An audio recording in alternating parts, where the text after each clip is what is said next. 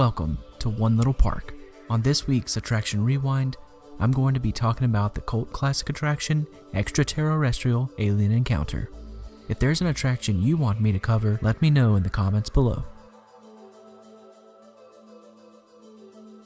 In October 1993, the Mission to Mars attraction closed its doors in Tomorrowland of Magic Kingdom. Over the next year, the building was rethemed as the Tomorrowland Interplanetary Convention Center. In its place would be an attraction so terrifying, it soon required warning signs at the entrance and throughout the queue. The Walt Disney Company had suffered from poor box office performance, and theme park attendance was down throughout the 70s and 80s. Michael Eisner was brought on as CEO in 1984, and his plan was to revitalize the company. His background in the film industry led to his plan of bringing the movies to the Disney parks. Hello, I'm Michael Eisner, and I'm here with one of the original stars of Fantasia, Mickey Mouse. Oh, Michael, remember? Excuse me, I mean the Sorcerer's Apprentice. That's right. He partnered with George Lucas, which resulted in attractions like Captain EO, the Indiana Jones Stunt Show, the Indiana Jones Ride, and, of course, Star Tours. With the success of these attractions aimed at PG-13 audiences, Eisner and some young blood Imagineers had the idea to bring the Alien franchise to life, and there was a new space opening up in Tomorrowland of Magic Kingdom that they could work with. Imagineers developed a dark ride shooter based on the franchise. It was to be called Nostromo, named after the ship of the first Alien film. Guests would be armed with a laser gun aboard the Nostromo and shoot the alien as it attacked them. Senior Imagineers realized this attraction and IP did not belong in Magic Kingdom Park, and, with the help of George Lucas, convinced Eisner that letting a xenomorph loose in the park was a really bad idea.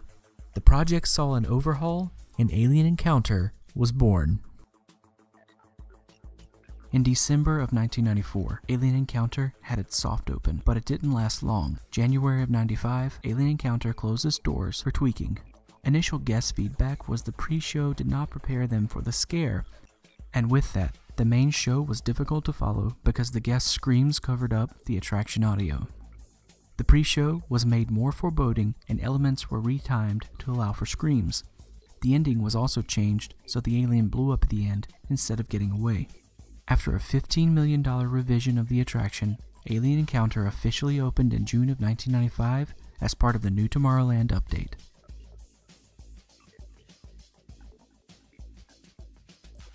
The 18-minute show was directed by Jerry Rees, who previously worked on Tron. WDI partnered with Lucasfilm to bring breakthrough binaural audio to the 4D experience, along with other interactive effects built into the seat harness.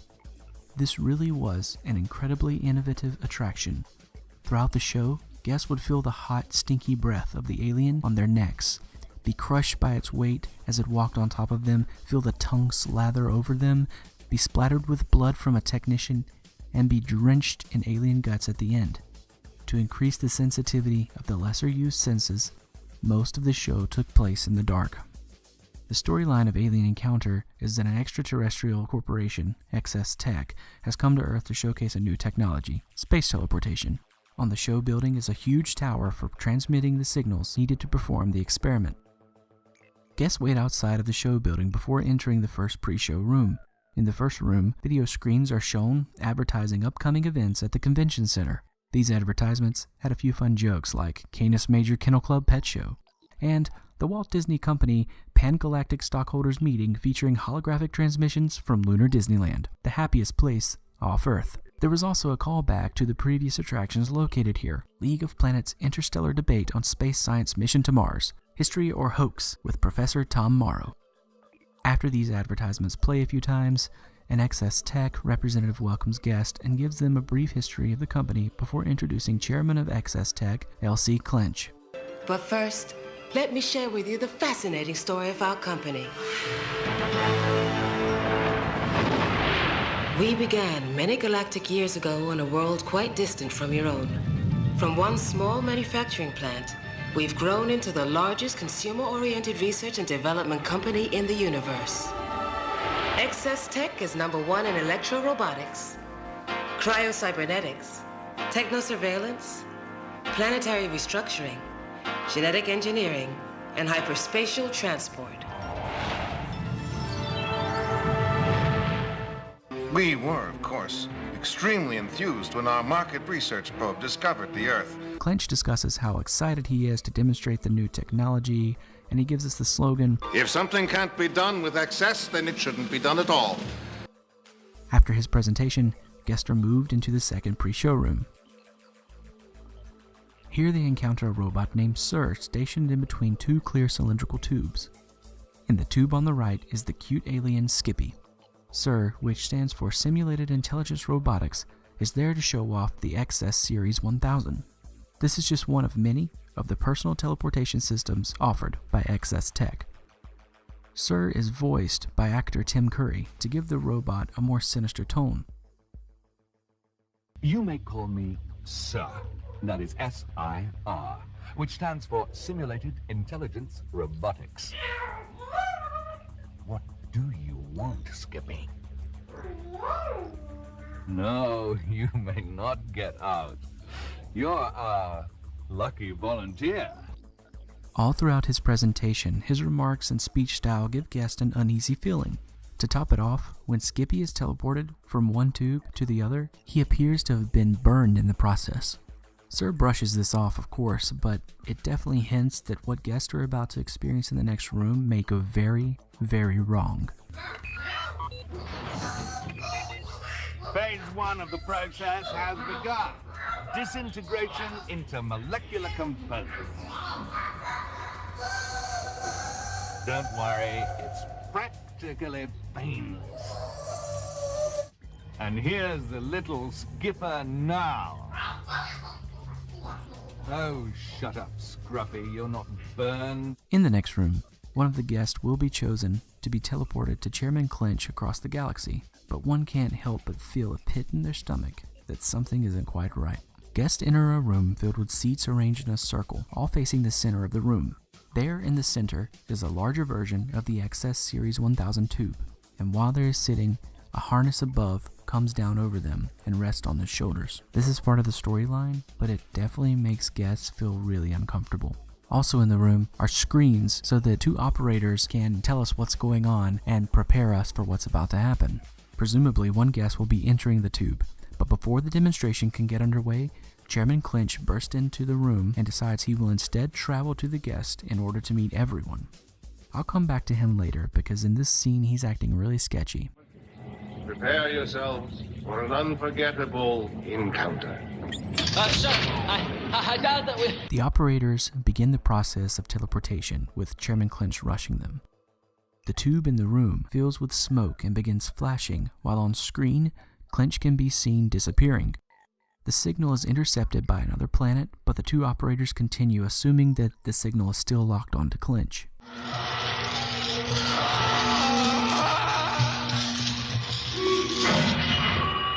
Now what's happening? Another planet in our transmission path. It must have intercepted the signal. What? Wait, I've got something. Good. Boost the power and send it to Earth. Well, what if it's not him? Of course it's him. Send him to Earth.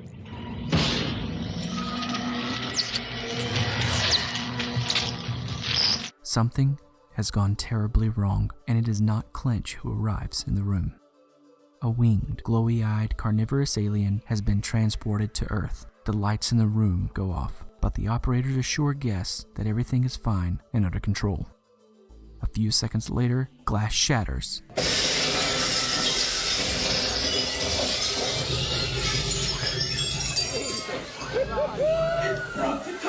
We cannot let it get out! Activate the port. Activating now! People of Earth, do not worry. As long as those beams are on, the alien cannot fly out. And the alien has disappeared from the tube. Guests begin hearing loud footsteps, and the harness pushed down on the guest as the monster lands on top of them. The operators panic as they try to restore power. Above, on a catwalk, a live cast member, acting as a maintenance worker, communicates with the operators.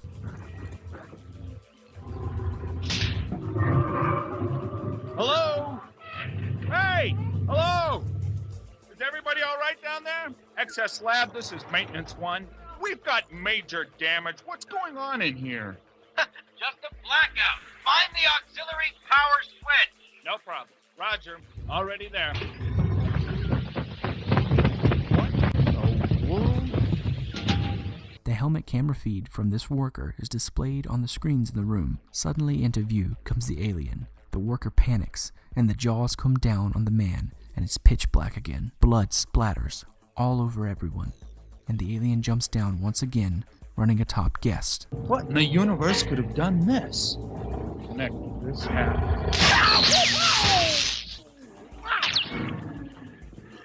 Maintenance 1, come in.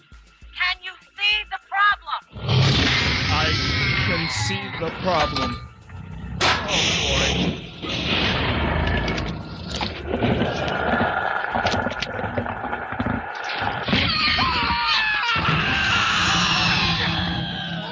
You can then feel its breath on the back of your neck, and it licks you. Listen to me, please! Don't scream! Meanwhile, other guests are screaming with fear. Children are crying. It's pitch black, and you're trapped by a harness. No! I told you to be quiet! The operators restore power and cause a distraction, so the alien returns to the tube. As soon as it's in, they boost the power. The shield drops over the container, but not before alien guts spray the guest. The operators brush off this whole incident as if everything went just fine with a minor hiccup, and wish guests a nice tomorrow. Well, you see, there you have it. A little glitch here and there, but I think you get the idea. The potential of excess technology and all of that. We certainly apologize for any inconvenience, but after all... It does take time to seize the future. Good point. Thank you so much for coming. Please exit out the open doors and don't forget your belongings. The ones that haven't been eaten. Thank you. Before I move on to the fate of Alien Encounter, I want to discuss that of Chairman Clinch. When Clinch comes on screen in the demonstration room, his behavior is very suspicious. Stay aside. Spin lock. Chairman Clinch. So, is everything on schedule? Well, to tell you the truth, We're sir, ahead of schedule. Excellent. Just selected a volunteer. It's off. Oh, good. He abruptly wants to leave his planet and finds this is the perfect time. He even rushes the operators to start the process.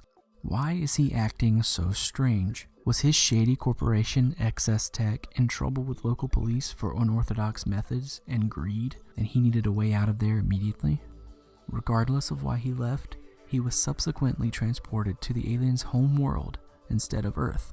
The original ending saw the alien transported back to its planet and Clinch making it to Earth, only to be locked in the tube. Exit polls suggested that this ending was not satisfying enough, and changes were made to kill the alien at the end, leaving Clinch's fate a mystery. In 2003, the Disney company was failing again, and Eisner's reign was coming to an end. The animated films were degrading in quality, and its two most recent theme parks, Disney's California Adventure and Walt Disney Studios Park in Paris, had disastrous openings. In Florida, Universal's Islands of Adventure had become a serious threat to Walt Disney World.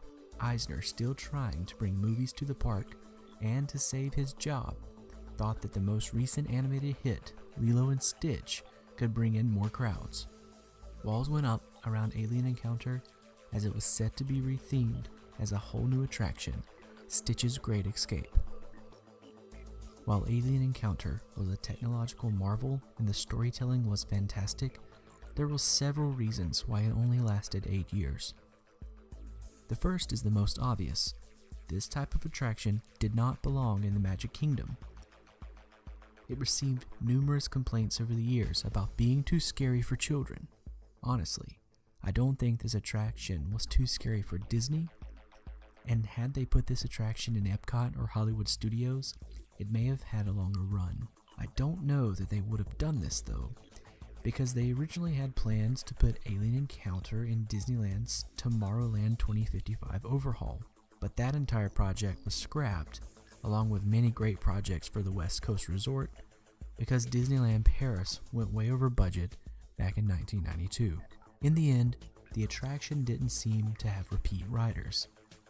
Yes, there were fans who had to do it every single time, but the average guest went in and never returned because they already knew the story and they already had been terrified out of their wits. An empty queue is never a good sign for an attraction, and this resulted in Disney looking to find a replacement. You can't maintain or increase park attendance if your rides are not re-rideable. While I'm not going into much detail about Stitch's Great Escape here, I will say a few things. The animatronic Stitch was one of the most impressive that Disney has done, but the storyline was terrible. In September of 2016, the attraction moved to seasonal operation. When not in operation, the attraction sign appears as Stitch's Alien Encounter. It's a meet and greet for Stitch, but I think it's a really nice callback to the attraction that once was. As of October 2018, Stitch, Skippy, and the whole gang have been dismantled and the entire building cleared for a new attraction. So that's the history of Extraterrorrestrial Alien Encounter. Did you get a chance to experience this attraction when it was open? Or are you like me and can only dream of being able to bring it back to give it a go? I want to say thank you to everyone who's been watching my videos. Your support really means a lot to me as I continue to share my passion with you. I'm going to continue this history series for not just past attractions, but current ones as well, for many of the theme parks around the world. If there's any attraction you'd like for me to cover, let me know down in the comments below. I'll keep track of all your responses and look into doing some videos on them. I look forward to seeing what attractions you guys would like to see. Again, thank you so much for watching. Don't forget to like, comment, and subscribe because it will only help me in growing my channel and reaching more people. Until next time, see ya. Thank you, and have a pleasant stay here at the Tomorrowland Interplanetary Convention Center. For your own safety, we must insist that you leave this area now. Move it!